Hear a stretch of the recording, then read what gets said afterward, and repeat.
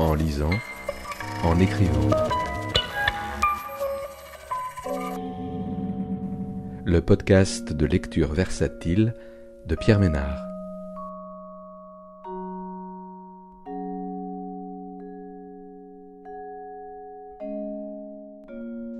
Aujourd'hui, La maison vide de Laurent Mauvignier, paru aux éditions de Minuit en 2025.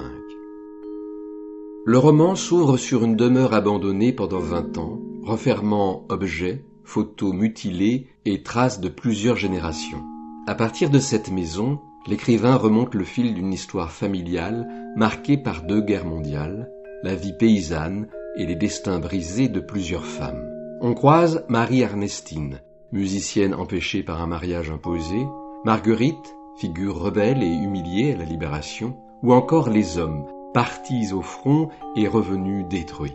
En ravivant ces existences oubliées, Mauvignier tente de comprendre l'ombre que ce passé a fait peser sur les siens, jusqu'au suicide de son père en 1983. Le roman est à la fois enquête intime, fresque historique et méditation sur la mémoire, transmise par les silences autant que par les récits. Avec son écriture minutieuse et vibrante, l'auteur redonne chair à des vies effacées et fait de cette maison un lieu hanté où s'entrelacent drame familial et mémoire collective.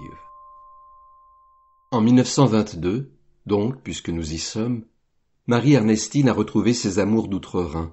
Elle a fini par ressortir de leur purgatoire, les partitions bleues et grises. Elle a abandonné la censure et s'est réconciliée avec Bach, Schubert, Brahms et tous les autres, comme si rien ne les avait jamais séparés.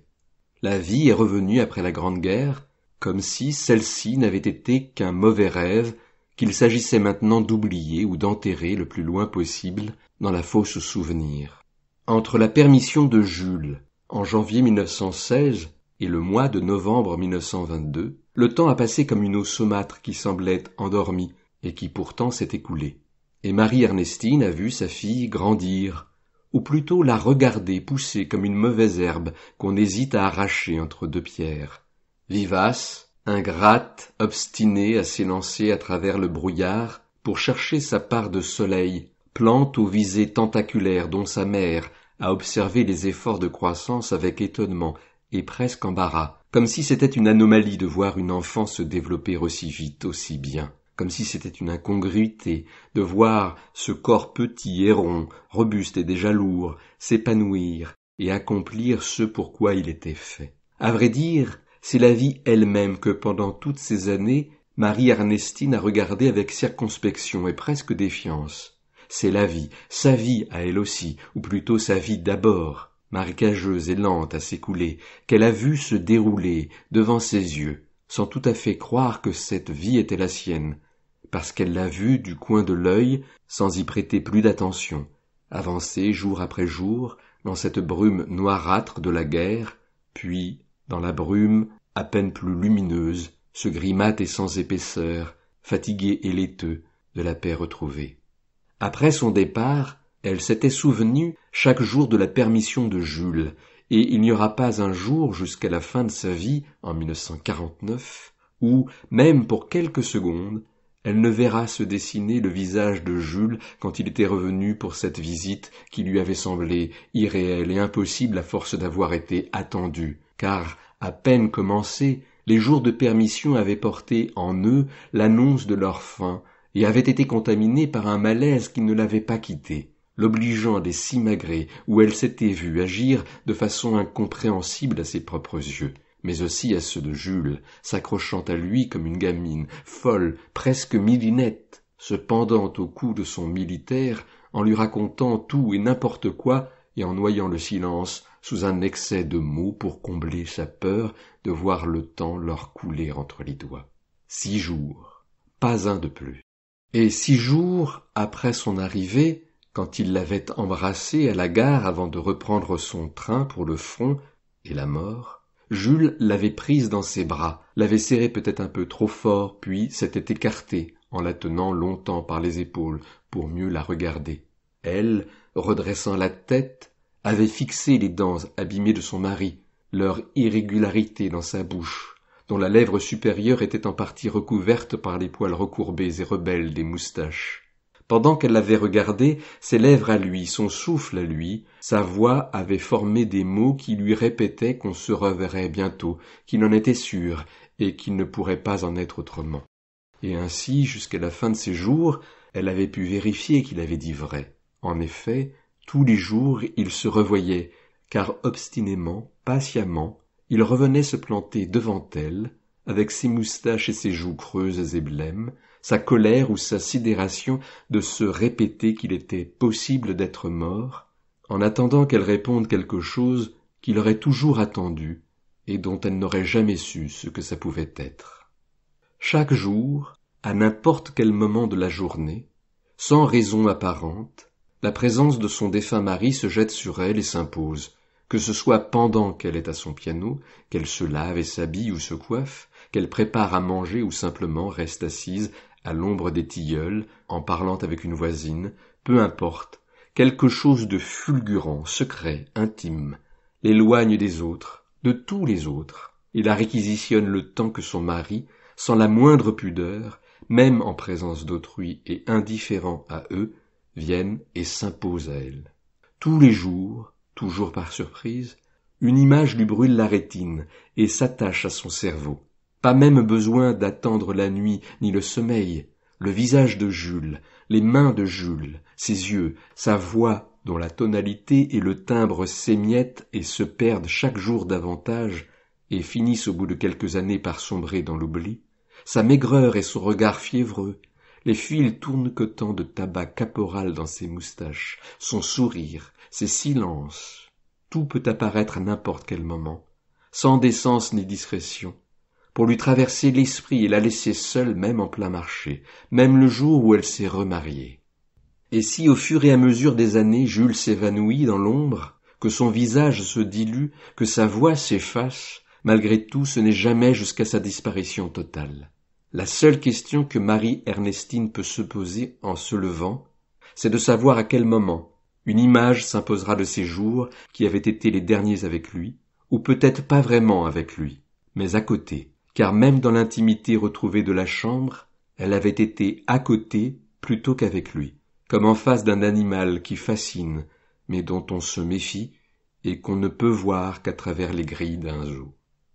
Elle se souvient de ce torse nu quand elle l'avait revu la première fois, ce torse qui n'était plus celui de Jules, mais celui d'un autre, maigre, osseux, dont la peau était comme parcheminée de taches, de tavelures, d'échymoses et de zébrures fines et brunes comme des coups de griffes ou des morsures.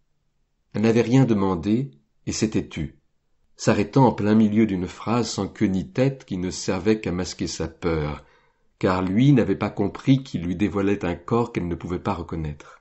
Il ne savait pas à quel point la guerre l'avait transformé, ni à quel point ce corps, pas encore décharné, offrait à sa femme un homme débarrassé de celui d'avant, comme s'il était devenu celui dont il avait rêvé quand il était plus jeune. En découvrant ce corps qui s'était affiné et délesté de sa mollesse, elle avait dû baisser les yeux pour ne pas lui montrer le trouble dans lequel ce changement l'avait laissé, comme si c'était un autre homme qui lui était revenu à la place de Jules, un homme nouveau. Lorsque son visage disparaissait dans l'ombre, son visage lui-même avait quelque chose de transfiguré. Elle voyait des traits affûtés et durs, mais troublants de fragilité et de douceur contrariée. Oui, c'était un homme blessé et qui ne ressemblait pas à son mari. Pour autant, ce n'est pas parce qu'elle s'était trouvée face à un homme façonné par la guerre et peaufiné par elle qu'elle avait voulu se donner à lui, mais parce qu'il avait dans le visage une expression et une maigreur douloureuse qui lui avait fait peur et qui surtout lui avait fait mal.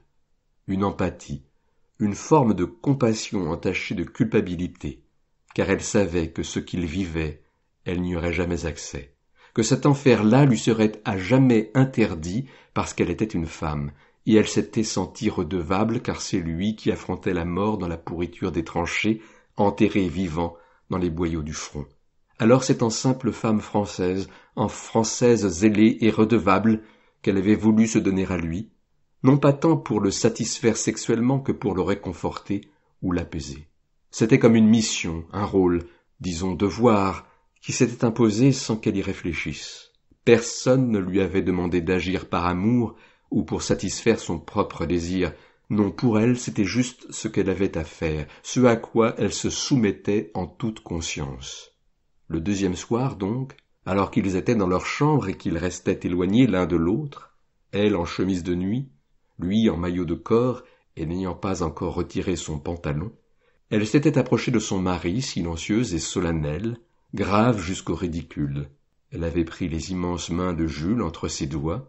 Il avait été surpris, avait esquissé un geste de recul, puis s'était laissé guider, et, avec une volonté qu'il ne lui avait jamais connue, elle avait posé ses mains sur ses seins, essayant de lui sourire, en n'y parvenant pas tout à fait, ou alors seulement pour cacher son embarras, surtout quand, sans un mot, elle l'avait invité à appuyer ses paumes contre le tissu épais et blanc de sa chemise de nuit, l'invitant à malaxer ses seins, ce à quoi il s'était livré avec étonnement et sans réel plaisir, non presque mécaniquement, fronçant les sourcils parce qu'il était gêné, se figeant soudain, comme s'il avait eu envie de pleurer et de lui dire « c'est trop tard », ou qu'il ne comprenait pas, trop tard, parce que maintenant les seules femmes à qui il faisait l'amour, il les trouvait dans les fermes sur la route de la guerre, il les payait pour ce plaisir qu'elles donnaient aux soldats qui avaient besoin d'oubli et de repos. S'il était resté longtemps à regarder ses propres mains sur la poitrine de sa femme, il s'était étonné de ne pouvoir en demander plus, et avait regardé les yeux paniqués de Marie-Ernestine, sa terreur dans la noirceur de l'iris et ce qu'il lisait dans ses yeux. Il le savait depuis toujours. Non, elle n'avait aucun désir pour lui, ni à ce moment, ni à aucun autre. Lui, alors, avait retiré ses mains. Il n'avait plus le temps de jouer une comédie à laquelle il ne croyait ni l'un ni l'autre. Il se peut que pendant des années, toutes ces années, toute sa vie, elle s'en soit voulu de ne pas avoir aimé cet homme. Si elle avait su l'aimer, c'est sûr, sa vie aurait été adoucie, elle aurait été transformée, et tout se serait envolé de son amertume et de son ressentiment. Car c'était l'amertume et le ressentiment envers ses parents qui avaient prévalu lorsqu'elle avait appris la mort de son mari. Oui, l'amertume et le ressentiment envers son père, paix à son âme, avaient-elles dû se répéter en le maudissant sans même savoir qu'elle le maudissait, parce qu'il craignait qu'elle se retrouve incapable sans un homme dans cette grande baraque à mener contre vents et marées. Bien sûr, elle maudissait aussi sa mère, d'avoir été la complice de ce calcul idiot qui faisait que 10 ans après son mariage, le bec dans l'eau, elle était veuve. Le jour où avaient débarqué les gendarmes avec leur gueule de croque-mort et leur cul serré dans un uniforme qui n'inspirait plus que mépris pour cette bande d'embusqués, elle avait eu envie de leur rire au nez de sa mère qui avait eu besoin de s'asseoir pour accuser le coup. Mort, Jules. Livide au bord de l'évanouissement, mais exigeant d'en savoir plus, parce qu'elle ne comprenait pas ce qu'elle pourrait pourtant voir clairement sur le visage de sa fille, et les gendarmes, eux, décidant de déguerpir au plus vite, non, elle ne voyait pas que sa fille la regardait avec un air de triomphe méchant et accusateur, l'air de dire « votre beau calcul ». Et maintenant, il n'y avait plus d'homme dans cette maison, plus un seul. Le vœu de Firmin avait sombré avec Jules comme son rêve de musique à elle, et Marie-Ernestine aurait pu en rire, se dire que c'était l'ironie du sort. Depuis ce jour, l'amertume et le ressentiment éclatent dans chaque trait de son visage. Elle ne sera jamais pianiste, et les années ont glissé entre ses doigts, en lui marquant des rides sévères au pli des yeux, de la bouche, du nez, mais surtout en lui laissant comme une ombre de malheur, la présence d'une fillette qu'elle répugne à toucher. Dans ce grand salon d'apparat où plus personne ne vient, l'immense piano brille d'un vernis qui recouvre toutes ses illusions et ses rêves de musique. Un grand bateau qui coule. La voilà, en 1916, ressassant l'échec du projet de Firmin, et elle se dit que plutôt que de se complaire dans son ressentiment et son amertume, elle ferait mieux d'accueillir la vie comme elle vient, sans attendre de compassion ni une justice qu'elle ne trouvera peut-être que dans l'au-delà. Elle se dit que la paix, à son mari, elle la lui doit, qu'il a fait le sacrifice de sa vie et qu'il n'avait pas été un si mauvais homme, il ne l'avait pas si souvent battu, sans doute moins que Firmin sa mère. Il ne l'avait pas si souvent forcé à faire l'amour, pas si souvent, non. Il l'avait aimé à sa manière, non pas comme elle aurait voulu, mais comme lui avait pu. À défaut d'avoir aimé son mari, Marie-Ernestine acceptera de lui concéder toute la gloire, tout le mérite qu'une épouse comblée peut offrir à son homme. À défaut d'amour, il reste le devoir. Elle décide que la seule chose qu'elle peut, c'est d'éduquer sa fille avec le sens de l'abnégation. Il faut que sa fille comprenne pourquoi son père est mort, qu'elle marche dans ses pas à lui, et à lui seulement. Il lui faut le silence et la prière. Que la fillette comprenne que cet homme, qu'elle n'aura pas connu, était un homme important, et qu'ainsi sa vie d'enfant ne sert à rien d'autre qu'à honorer la mémoire vivante de son père.